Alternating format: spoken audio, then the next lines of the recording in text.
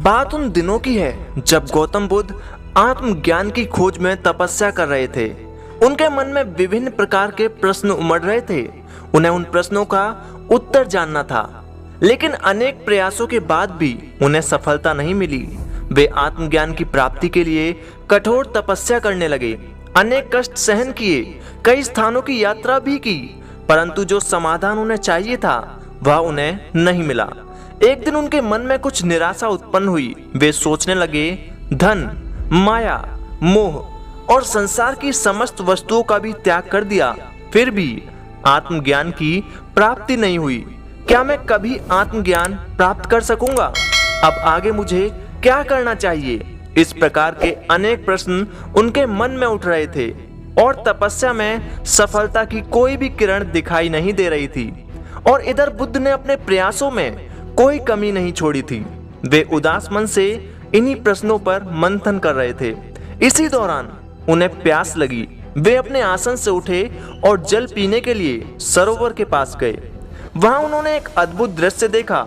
वहां उन्होंने देखा एक गिलहरी मुंह में कोई फल लिए सरोवर के पास आई।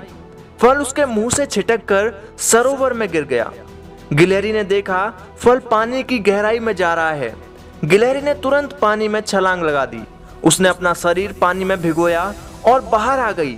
बाहर आकर उसने अपने शरीर पर लगा पानी झाड़ दिया और दोबारा सरोवर में कूद गई। उसने यह क्रम जारी रखा।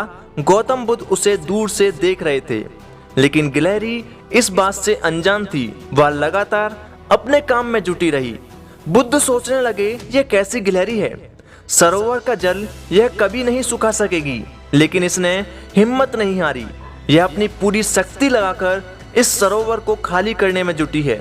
अचानक बुद्ध के मन में एक विचार का उदय हुआ।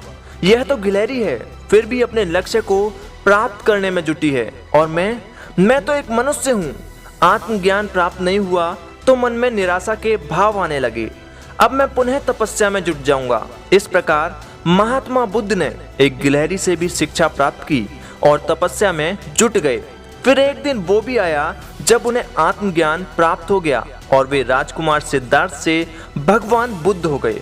तो दोस्तों, कभी कभी हमारे अनेक प्रयासों के बाद भी हमारे हाथ असफलता के सिवा और कुछ नहीं लगता, लेकिन उस समय हमें क्या करना चाहिए?